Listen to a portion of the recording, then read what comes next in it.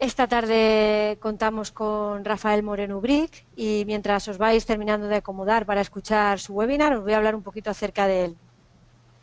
Rafael Moreno es licenciado en Derecho por la Universidad de Alicante, trabaja en el despacho Serrano y Asociados Urbanistas, atesora más de 10 años de experiencia, durante los cuales ha defendido a particulares y destacadas empresas, asesorado a ayuntamientos, colaborado con prestigiosos juristas, pleiteado en todas las jurisdicciones e instancias y dirigido procedimientos en muchas ciudades españolas. Ha publicado varios artículos en revistas especializadas y es coautor de la obra Instituciones de Derecho Urbanístico y Ambiental de la Comunidad Valenciana. Además, ha sido profesor en la Universidad de Alicante del curso de Perito Judicial para Ingenieros. Deciros que las preguntas las hacemos al final y yo se las voy planteando luego a Rafael y que nada, y que estamos grabando el webinar para que luego lo veáis cuantas veces queráis. Y ya sin más, le cedo la palabra a Rafa para que nos cuente lo que se ha preparado para nosotros esta tarde. Bueno, pues buenas tardes a todos. En primer lugar, agradecer a Vanessa y a Fundesen haberme invitado a impartir el webinar, así como a todos los que estáis ahora mismo conectados, y espero que os sea de utilidad. Para comenzar, os quiero contar una pequeña anécdota que un poco justifica la celebración de este webinar, y es el primer juicio que hice y la importancia de los detalles. Como digo, mi primer juicio lo tuve en Alcira hace unos 10 años. Se trataba de una vista de un procedimiento ordinario civil. Estuve repasando las actuaciones, estudiando la ley, preparando las preguntas y las conclusiones durante semanas, hasta llegar a memorizarlas. Estaba tranquilo y confiado, convencido de que el juicio saldría bien. Mi cliente no estaba citado a declarar, pero me preguntó si podía venir a ver el juicio y le dije que sí. Era un señor de unos 70 años, jubilado, que se había dedicado toda su vida a la agricultura. Quedé con él media hora antes en la cafetería cercana al juzgado. Era un día bastante caluroso de septiembre, así que llegó con una camisa por fuera del pantalón y desabrochada unos 3 botones, lo suficiente para que quedase al descubierto parte de su pecho. Me preguntó si iba bien vestido y supongo que por vergüenza le dije que sí. En realidad no le di mayor importancia, dado que no tenía que declarar. Igualmente me preguntó que dónde debía de sentarse y le contesté que donde quisiera, aconsejándole que lo hiciese en la última fila. Me equivoqué. Nada más llegar a la sala de vistas, el funcionario pidió a mi cliente que se sentara en la primera fila, dado que era parte demandante en el procedimiento. Así lo hizo, quedando situado justo enfrente del juez, con su camisa desabrochada y el pecho al descubierto. Todavía no había terminado de acomodarme en mi asiento cuando el juez entró en cólera reclamando a mi cliente que se abrochara inmediatamente la camisa, pues no era forma de estar en el juzgado. El pobre hombre, asustado, se abrochaba los botones a toda prisa mientras me miraba con cara de querer matarme. La situación, que obviamente yo no había previsto, me puso muy nervioso y de repente sentí que se desvanecía todo el esfuerzo que había realizado durante semanas, estudiando la ley y memorizando preguntas y conclusiones. El juicio salió horrible. Me temblaba la voz, me sudaban las manos. Olvidé realizar preguntas y de las conclusiones mejor ni hablar. Pese a todo lo gané. Por supuesto no gracias a mi actuación, sino a la claridad de los hechos que se enjuiciaban. Pero aprendí una valiosa lección, la importancia que tienen los pequeños detalles. Precisamente de eso va el webinar que vamos a impartir hoy. Ofrecer una serie de sencillos consejos prácticos que puedan servir para decantar un juicio a nuestro favor. Tener en cuenta esos detalles que generalmente no se enseñan en la ley, no se contemplan en la ley ni se estudian en la universidad. Y había cuenta que es habitual que los juicios no se decanten claramente a favor de uno de los litigantes, lo que dificulta la labor del juez a la hora de dictar sentencia. Es por ello que no basta con ir superando los trámites del proceso sin más. Pues si queremos aumentar nuestras probabilidades de ganar el juicio, tendremos que considerar multitud de factores. Algunos de ellos, como ya he comentado, no se reflejan en la ley ni se enseñan en la universidad. Ese es el objetivo del webinar. Vamos a centrar nuestra atención en el proceso civil, sin perjuicio de que los consejos sean igualmente extrapolables al proceso penal, contencioso administrativo y laboral. Y vamos a dividir los consejos en función de la fase del procedimiento en que nos encontremos, diferenciando la fase de alegaciones, la fase de audiencia previa, la de preparación de la vista propiamente dicha, y por último una serie de cuestiones o otras cuestiones relacionadas con el proceso. En primer lugar, el primer consejo es la prudencia de las pretensiones ejercitadas. Es habitual que los clientes, cuando acuden a nuestros despachos, lo hacen molestos con sus contrincantes y nos trasladan ese malestar para tratar de que nosotros, abogados, hagamos sangre en nuestras demandas o contestaciones a la demanda. No caigamos en la trampa.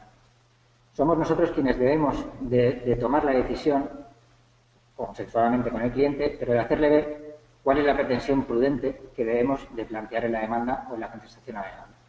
Y no solo en las pretensiones, sino también los argumentos que la sustentan. Pues vamos a estar condicionados tanto por esas pretensiones como por esos argumentos durante el resto del proceso. De modo que cualquier falsedad o exageración podrá ser detectada por el letrado contrario o por el juez, lo que conllevará la inobservancia de la misma, así como seguramente que nuestra credibilidad en su conjunto quede en entredicho. Por otro lado, si tenemos dudas acerca de que nuestra pretensión principal pueda prosperar, siempre es aconsejable introducir peticiones subsidiarias en el suplico de nuestra demanda para al menos tratar de garantizar una estimación parcial de la misma e igualmente que no se nos condenen costas en caso de que se estime la demanda. El segundo consejo es emplear recursos procesales. Las leyes, la Ley de Enjuiciamiento Civil, la Ley de Enjuiciamiento Criminal, de la Jurisdicción Contencioso Administrativa y la Ley de la Jurisdicción Social contemplan un amplio abanico de recursos. Declinatoria, excepciones, exhibición de documentos entre las partes, cuestiones incidentales, etc. Debemos utilizarlos, obviamente de forma justificada y proporcionada. Igualmente debemos de tratar de superar, o al menos equilibrar, fuerzas con el litigante contrario. Por ejemplo, si el pleito versa acerca de cuestiones técnicas y nuestro oponente aporta un dictamen pericial, deberíamos hacer nosotros lo mismo.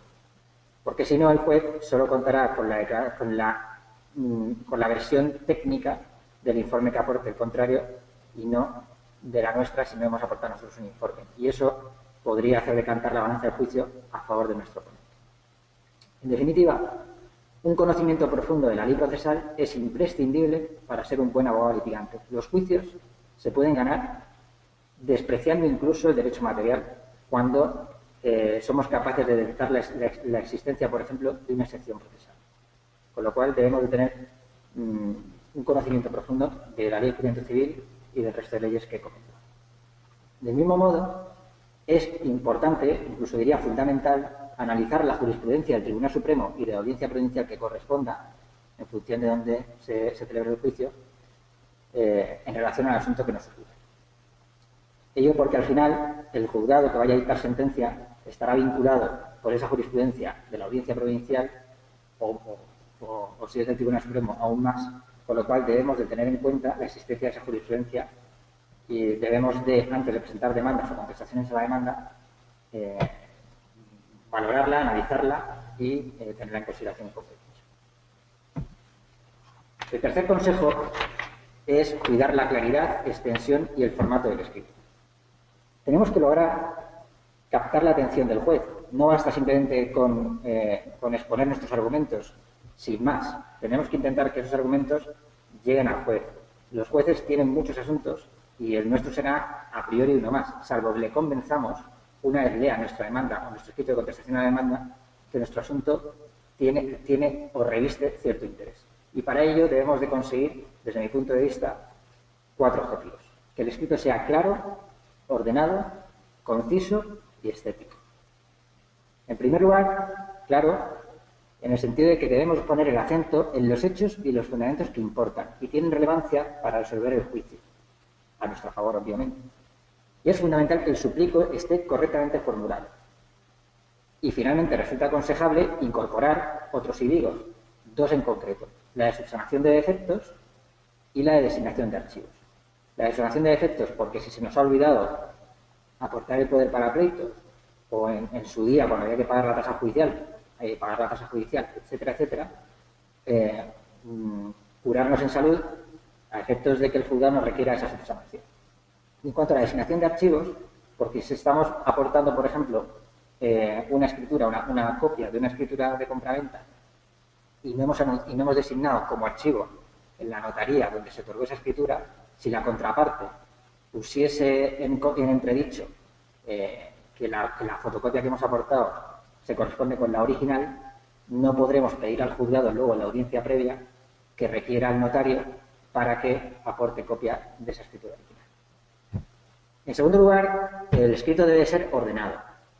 Debemos valorar la incorporación de un índice, fundamentalmente cuando el escrito sea extenso o acompañemos mucha documentación.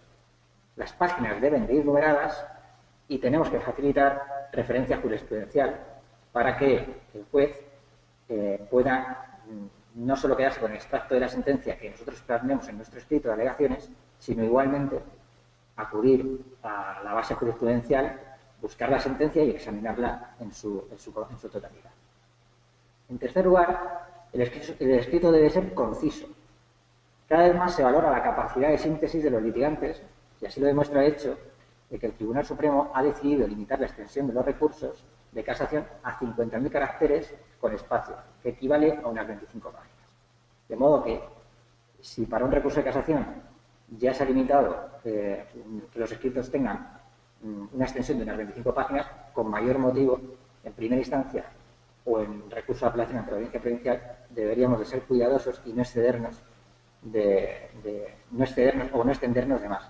No quiero con ello decir que las demandas tengan que tener 25 páginas, dependerá del asunto. A lo mejor tienen que tener 50 o 60 o 70, dependerá de la complejidad del asunto. Lo que quiero decir es que no nos extralimitemos, seamos concisos. Y finalmente, el escrito debe ser estético. Por supuesto, deben de evitarse faltas de ortografía y, como digo, debemos de cuidar la estética del escrito. Voy a poner un par de ejemplos.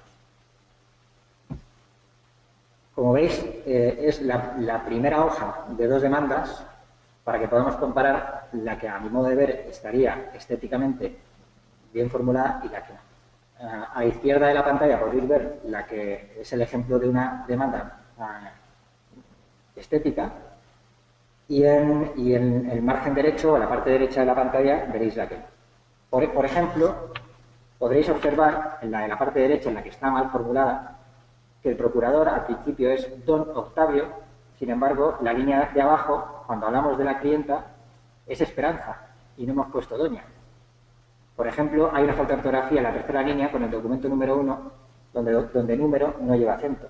Por ejemplo, en esa misma línea decimos ante la sala comparezco cuando estamos compareciendo ante el juzgado, no ante la audiencia provincial, ni ante el Tribunal Superior de Justicia, ni ante el Tribunal Supremo, ni la Audiencia Nacional. Por ejemplo, en el primer digo y en el segundo digo, el primero empieza diciendo que en fecha y el segundo elimina el que y empieza diciendo mediante el presente escrito. Si hemos optado por decir que, deberíamos de mantenerlo en el primero y en el segundo. Y por ejemplo, en los hechos, al comienzo, en el primero, pone el señor Francisco Javier López, cuando, que parezca una tontería, si se dice Francisco Javier López debería decirse don, no el señor, sino don Francisco Javier López. El señor sería siempre señor y apellido, el señor López. Puede parecer una tontería todo esto que comento, pero al final los jueces, cuando leen las demandas, igual que cuando nosotros podemos leer una novela o un artículo de prensa en una revista, nos gusta que el artículo, la novela, estén bien redactadas y no cometan ni faltas de ortografía ni sean poco estéticos. Por lo cual, como digo, tenemos que intentar captar el interés del juez, incluso en estos pequeños detalles podemos conseguirlo. El siguiente consejo es revisar nuestro escrito antes de presentarlo. Las segundas lecturas, con un intervalo temporal, normalmente que no tenemos, pero si puede ser con un intervalo temporal, arrojan nuevas perspectivas. Lo ideal es que un compañero de bufete o un tercero lo lean y efectúen observaciones. Y si no puede ser, pues nosotros mismos deberíamos de hacer esa segunda lectura y buscar defectos propios en nuestros escritos y revisarlo antes de presentarlo.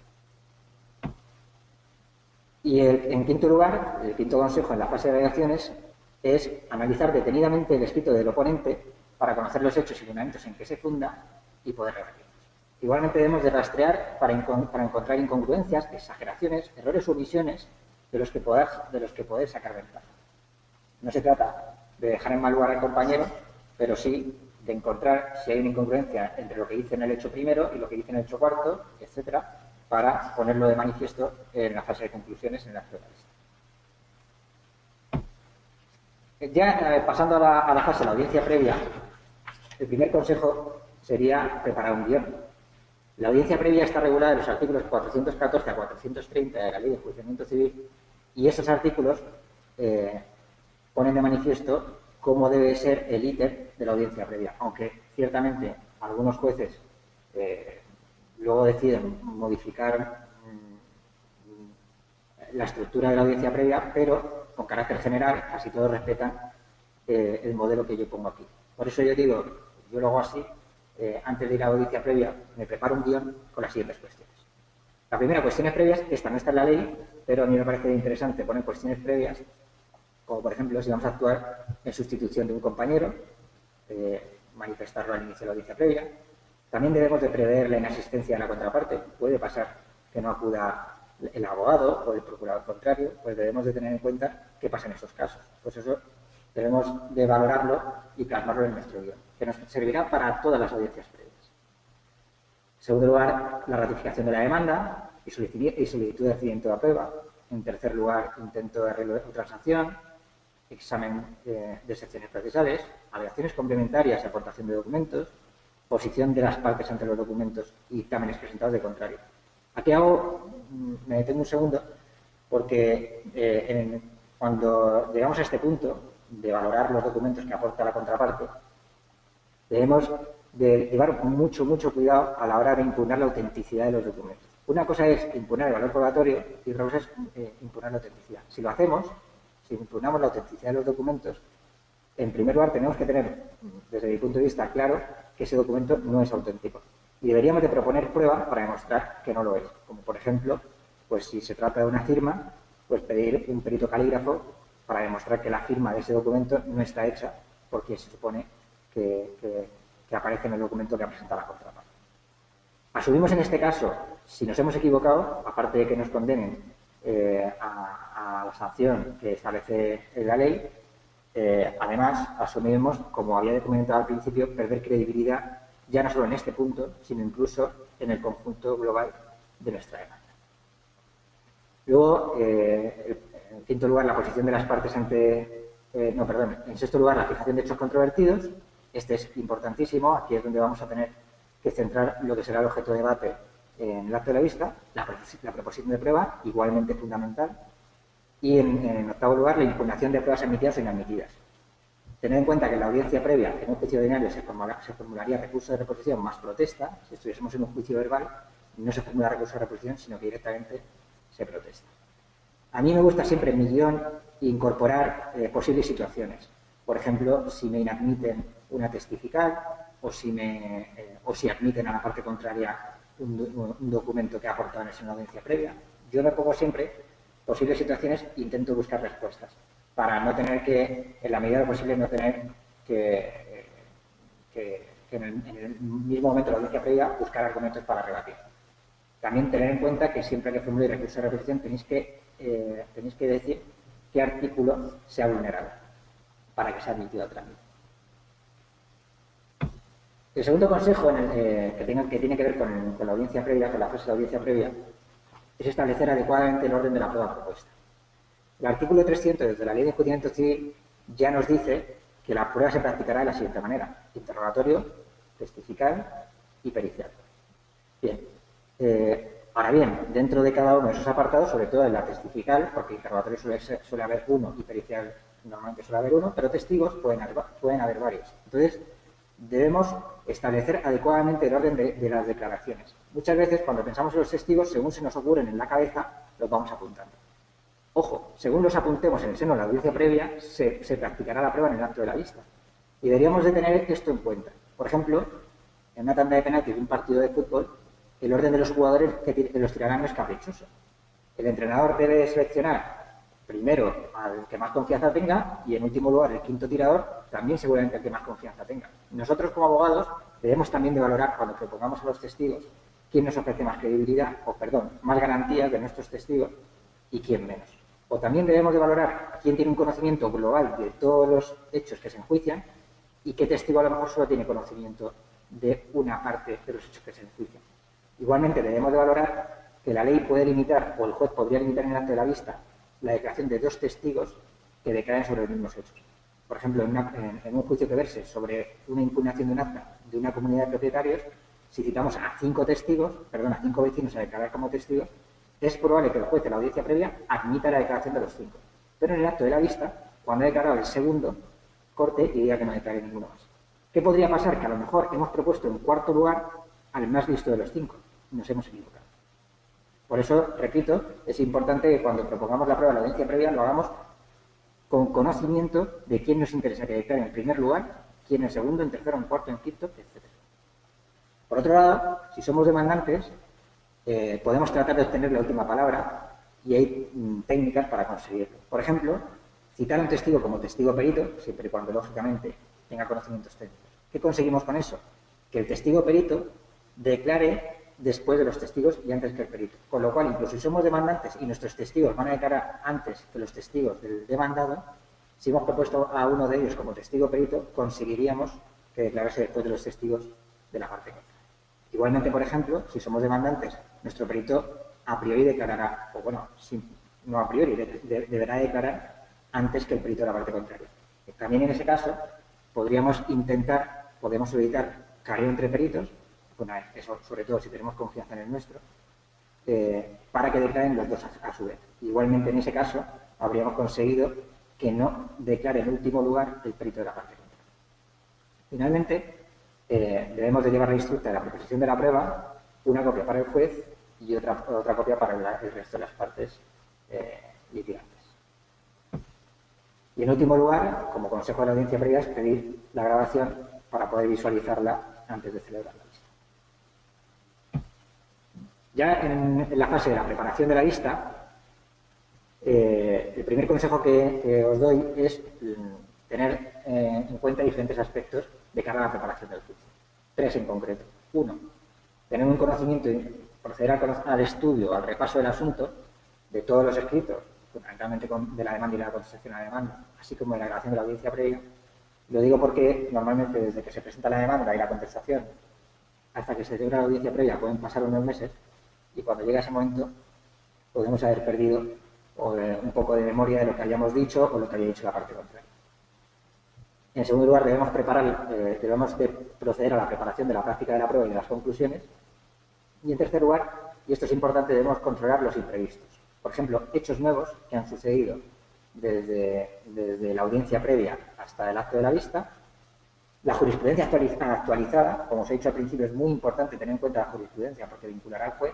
Pues puede ser que desde que presentamos la demanda a la contestación hasta el día de la vista ha podido pasar 7, 8 meses o un año y a lo mejor ha habido una sentencia novedosa durante ese tiempo que nos es favorable o desfavorable. En cualquier caso debemos de conocerla. Si es favorable, para invocarla, y si nos es desfavorable, para buscar un argumento disuasorio a su aplicación. Igualmente debemos de prever que no asista algún testigo o algún perito y cómo nos puede afectar en el procedimiento, etc. También de cara a la preparación de la vista, el siguiente consejo es reunirnos con el cliente, con nuestros testigos y peritos. La reunión, desde mi punto de vista, debe celebrarse con antelación suficiente, pero próxima a la fecha de celebración de la vista. Mi consejo es una semana antes aproximadamente. No antes, no 2 semanas, aunque si hacemos una reunión 2 semanas o un mes antes, por supuesto, repetiremos otra una semana antes. Eso para que, de cara a la vista, todo el mundo tenga las ideas muy frescas. Debemos de familiarizar a los declarantes con la sala de vistas, el orden en que intervendrán, las preguntas generales que les va a hacer el juez para valorar su imparcialidad, que son las del 367 de la Ley de Enjuiciamiento Civil. Asimismo, las preguntas que les pensamos hacer nosotros y las que puede que les haga el abogado contrario. Tened en cuenta que normalmente la gente no suele tener experiencia de declaraciones en juicios, con lo cual suelen estar nerviosos. Si les enseñamos cómo es una sala de vistas, les hacemos visualizar cómo es una sala de vistas, cómo declararán, quién le preguntará en primer lugar y en segundo lugar, etcétera, conseguiremos relajarles. Mucha gente cree que los juicios en España son como en Estados Unidos, que se sientan al lado del juez y obviamente no es así.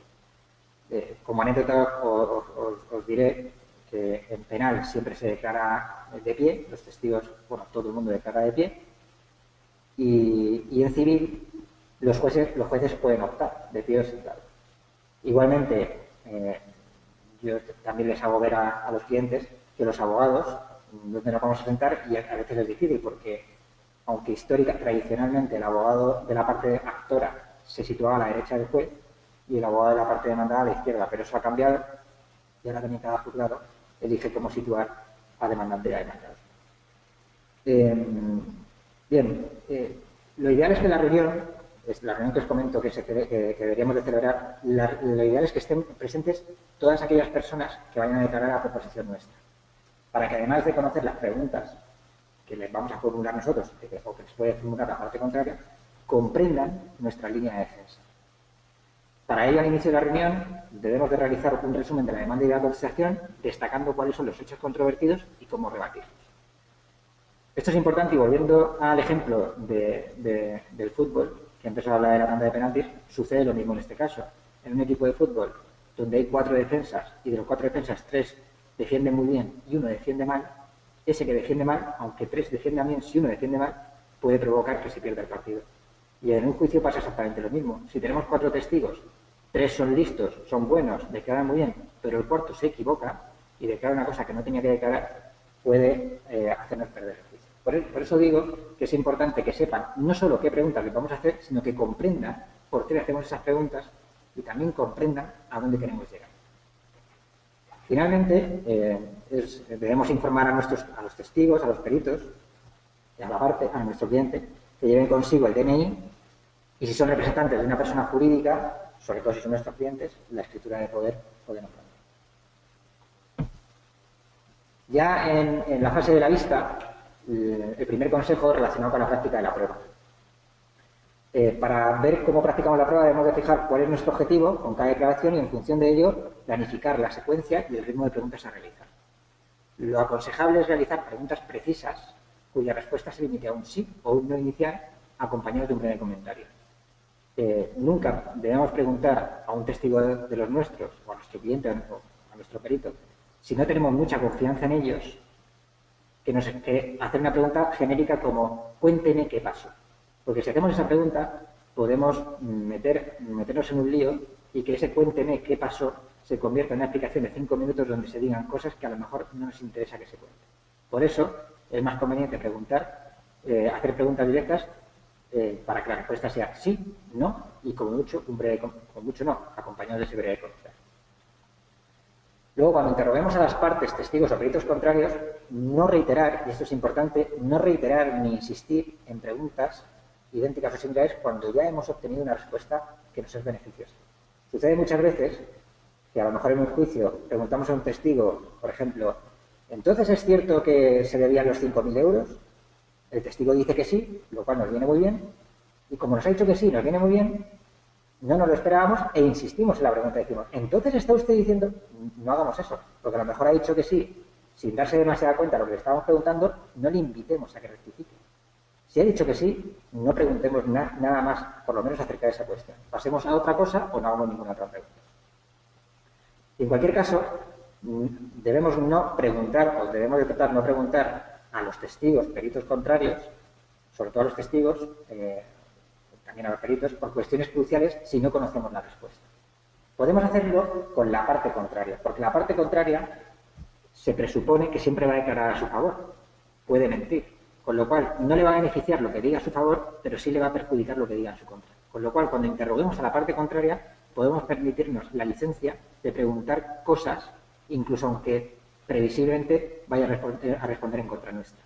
Pero no debemos hacer lo mismo con un testigo o con un perito, porque lo que diga el testigo o el perito sí que tendrá valor a la hora de dictar sentencia. Por eso, a los testigos y peritos contrarios debemos de intentar preguntar o por cuestiones accesorias, o si son cuestiones cruciales, si preveemos que va a contestar a favor nuestro. Finalmente, si la parte contraria está compuesta por varias personas físicas, por ejemplo, un matrimonio, si la parte demandante o la parte demandada son un matrimonio, por ejemplo, debemos de solicitar, entrarán a la sala, por supuesto, los dos al mismo tiempo, las dos personas. Por eso, cuando vayan a declarar, si nosotros no pedimos nada, declarará uno, luego el otro, pero el otro, cuando declare, habrá escuchado la declaración del primero. Por eso debemos de solicitar nosotros al juez que los interrogatorios de cada uno de ellos se produzcan por separado y sin que esté el otro presente, para evitar contaminación en sus declaraciones. Y así lo recoge el artículo 310, que permite esta posibilidad.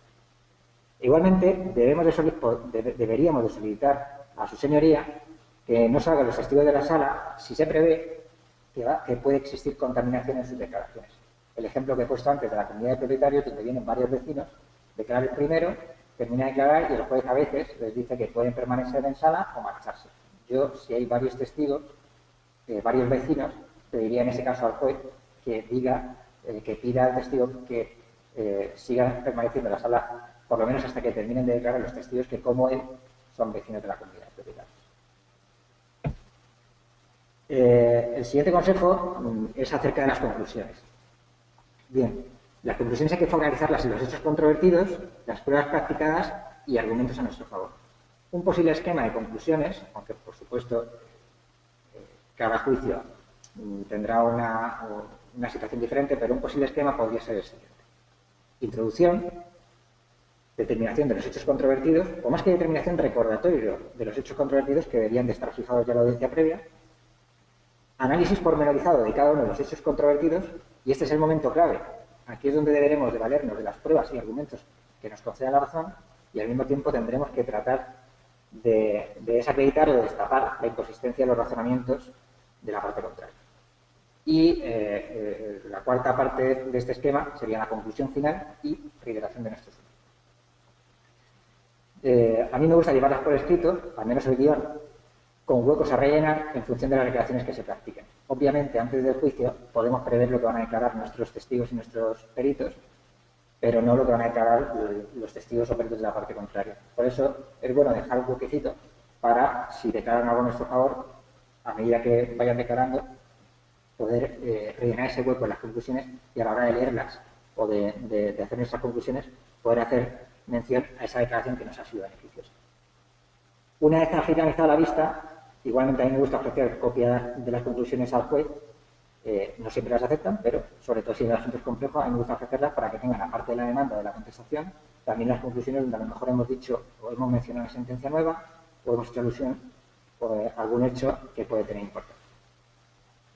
La pregunta del millón es, ¿leemos las conclusiones o nos las aprendemos de memoria? Bueno, pues depende. Si tenemos mucha confianza en nosotros mismos o tenemos el asunto muy aprendido, podemos llevar simplemente el guión y no leerlas. Pero si no tenemos esa confianza o no hemos tenido tanto tiempo de preparar o de repasar las conclusiones, mejor será que las leamos, por supuesto, una lectura, no una lectura sin levantar la cabeza, sino una lectura mirando al juez, pero mejor será que las leamos para no perder ningún argumento, no se nos olvide decir ningún argumento importante.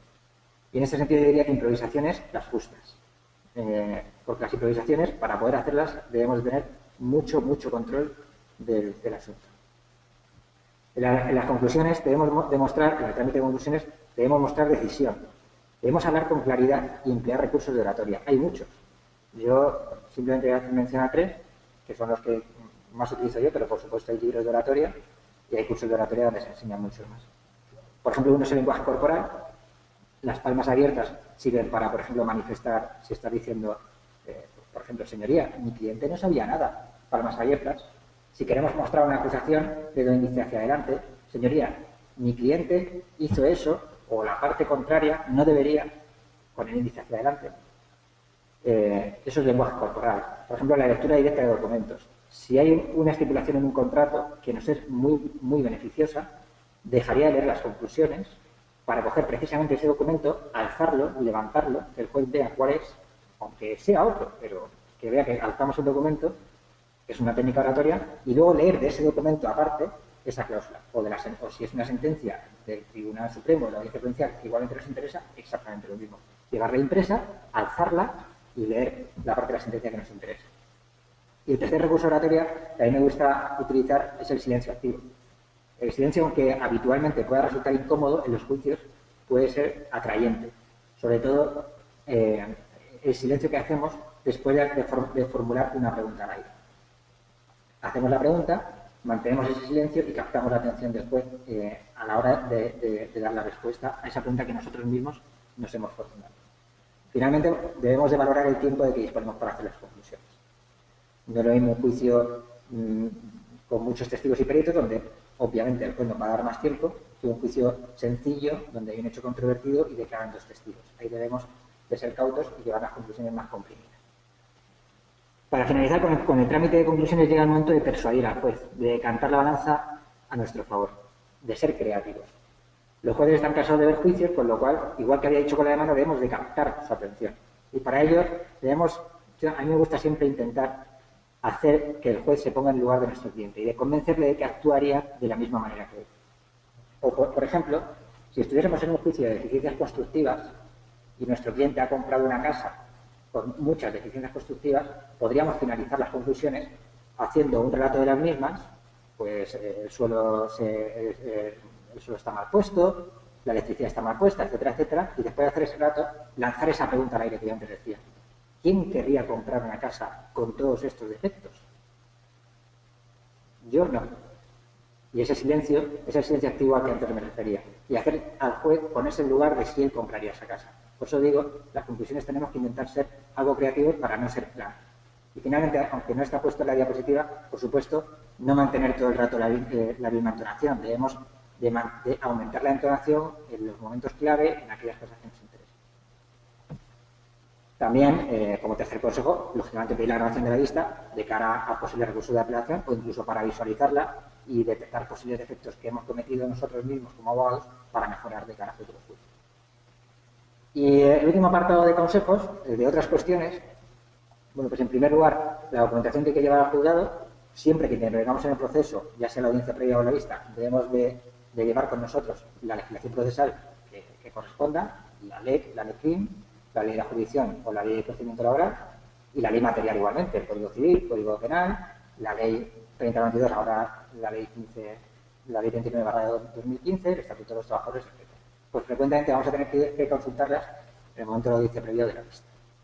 Igualmente tenemos que llevarnos copia de la demanda y la contestación a la demanda debidamente ordenada, numerando los diferentes documentos que los componen, por ejemplo, composites. Y si el juicio reviste importante complejidad, podemos solicitar permiso al juzgado para auxiliarnos de un compañero que nos facilite la labor de búsqueda de documentos, que se siente con nosotros al lado y que pueda ir buscando sus documentos para no perder tiempo ni buscando nosotros.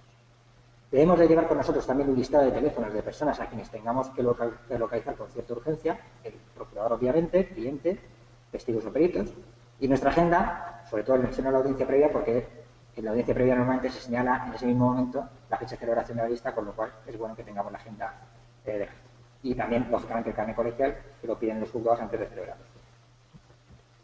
El trato con el juez debe ser, por supuesto, de respeto, pero sin temer recurrir sus decisiones, ni rebatir sus argumentos, ni tampoco protestar. El trato debe ser de igual a igual. Somos los dos licenciados en Derecho, profesionales, y el juez no nos va a dar la razón porque seamos pelotas, nos va a dar la razón porque tengamos razón y porque consigamos, como hemos dicho antes, persuadirle, ser didácticos, facilitarle su labor con jurisprudencia, etc. No se trata de, como digo, de no rebatir sus decisiones por miedo a que dicte una sentencia desestimatoria. Lo que tenemos que hacer es convencerle y si para eso tenemos que rebatir alguna de sus decisiones, hagámoslo. Igualmente resulta aconsejable conocer la forma en que dirige el proceso el juez ante el que tendremos que intervenir, si es flexible o riguroso, si limita el tiempo de conclusiones, etc. Esa información la podemos obtener bien preguntando al procurador o a otros compañeros, así como disponiendo en el despacho de fichas en las que incorporar información de los jueces una vez finalicemos la audiencia previa y la vista. Sobre todo cuando hemos terminado la audiencia previa, podemos apuntar en esa ficha o en la propia carpeta de ese expediente si el juez ha sido muy formalista, si ha cortado, si ha sido permisivo, etc. Y de cara a la vista sabremos cómo podemos actuar con ese. Finalmente, el último consejo va relacionado con el vestuario. La toga, aunque es una cuestión formal, no se pone ni se quita en la sala, sino antes y después de salir de ella, excepto en aquellas salas que todavía tienen las togas dentro, que ahí, lógicamente, pues entras y te la pones. Pero si no, por respeto al tribunal y por una cuestión también de tradición, la toga se pone y se quita fuera de la sala de vistas. Debemos de cuidar nuestra estética, también, lógicamente, la comodidad. Tenemos que tener una vestimenta y una apariencia cuidada, porque eso proyectará una imagen favorable, y lo más conveniente es optar por vestuarios convencionales y colores neutros. El traje de chaqueta oscuro y camisa blanca, ya sea para mujer o para hombre. Aquí os pongo la diapositiva, no voy a leerlo, pero os pongo la diapositiva y no sé, supongo que os dejará, o podréis luego visualizar otra vez el webinar, un artículo publicado por Giusto Tosina, donde aconseja la forma en que deben de vestir los abogados y las abogadas. También la altura de la silla debemos de intentar que sea la misma que la del abogado contrario durante el proceso, y finalmente debemos adelantar soluciones, llegar con antelación al juicio, llevar pañuelos, llevar agua, ir al baño antes del inicio de la audiencia previa de la vista, sobre todo si creemos que puede alargarse unas horas, apagar el móvil, etc. Y ya como último consejo os diría que no os obsesionéis con ganar el juicio, sino con hacer bien vuestro trabajo. Os dejo aquí una biografía y bueno, ya no sé si queréis realizar alguna pregunta, pues estoy a vuestra disposición. Muy bien, Rafael, muchas gracias por tu webinar, muy didáctico, muy instructivo, lo has dejado todo muy claro, pero sí, hay alguna preguntita por aquí. Bueno, me piden las transparencias, que creo que no tienen ningún problema en darlas, y No. ya le he contestado que mañana se enviarán junto con la grabación del webinar. Y te leo una de las preguntas, ¿vale? ¿En alguna ocasión te has dado cuenta en el acto de la vista que los hechos declarados por tu cliente son falsos? ¿Qué has hecho o qué harías? Hombre, tanto como los hechos, no, pero sí que hay veces que preparando la vista yo he aconsejado a mi cliente en alguna de las propias preguntas que yo le voy a hacer que declare una cosa que nos interesa y luego en el acto de la vista ha declarado, o mi cliente o testigos han declarado lo contrario a lo que habíamos acordado cuando estábamos preparando el juicio. En ese caso, por ejemplo, un juicio que tuve en Valencia hace un par de semanas, con un testigo me pasó eso. La primera pregunta que le hice contestó una cosa diferente a lo que habíamos previsto y eso hizo, por supuesto, que sobre la marcha eliminase prácticamente todas las preguntas que le iba a hacer porque perdí la confianza en ese testigo y reduje las preguntas a 2 o 3 que sabía a ciencia cierta que iba a contestar lo que a mí me interesaba. Las otras que tenía dudas no se las formulé. Y con mi cliente, hombre, si durante el procedimiento te das cuenta de que te ha mentido sobre los hechos, si tienes tiempo, si estás todavía en una audiencia previa, a lo mejor yo me plantearía renunciar a la defensa del cliente por falta de confianza. Y, hombre, si ya es en el acto de la vista, pues poco se podría hacer. Esperar la sentencia y luego el recurso de apelación, igualmente que se lo defendiese otro. Por supuesto, yo no lo haría. Muy bien. Otra pregunta. ¿Es aconsejable solicitar el interrogatorio de la parte contraria? Bueno, depende del caso concreto. Yo siempre lo hago, sobre todo porque, como he comentado antes, la parte contraria lo que diga nunca le va a poder beneficiar, no le va a poder beneficiar, solo le va a poder perjudicar teóricamente. Los jueces no pueden tener en cuenta la propia declaración de las partes para fundar sus sentencias, salvo que, lógicamente, esa declaración esté corroborada por declaraciones de otros testigos. Pero, sin embargo, si esa parte a la que estás interrogando comete un error en su declaración, eso sí puede tener mucha trascendencia. Por eso yo acostumbro siempre a solicitar el interrogatorio. Y como ejemplo pondré también uno de mis primeros juicios. Yo al principio no citaba el interrogatorio de las partes, y en uno de mis primeros juicios versaba sobre un acuerdo verbal, un contrato verbal que no estaba por escrito. Yo no cité a declarar la parte contraria y luego la sentencia la perdí el juicio y la sentencia me afeó a mí como abogado que en un juicio que versaba sobre un acuerdo verbal había silenciado a una de las dos partes que podría declarar si ese contrato había existido.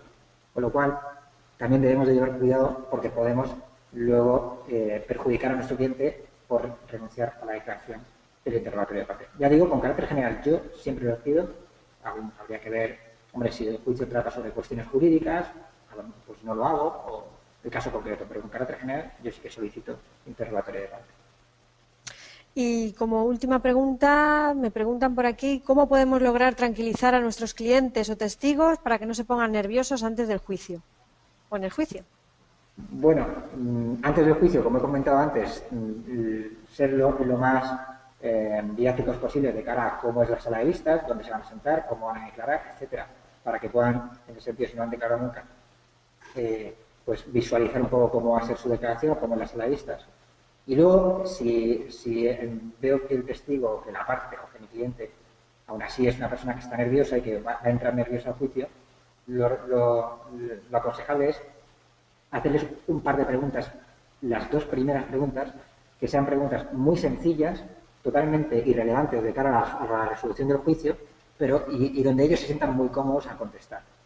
No voy a decir cuántos años tiene, por ejemplo, de pregunta, porque pues podría impedirnos realizar esa pregunta, pero sería, por ejemplo, dos preguntas absurdas como ¿cómo se llama usted? ¿Cuántos años tiene? Pues son dos preguntas muy sencillas de contestar, que no se va a poner nervioso a contestarlas, y ya le hemos quitado ese primer minuto y medio de tensión, de miedo escénico que todo el mundo puede tener cuando se dirige a un tribunal. Con esas dos primeras preguntas has conseguido relajar a tu testigo o a tu cliente, y ya a partir de la tercera pregunta es cuando realmente empiezas a hacer el interrogatorio.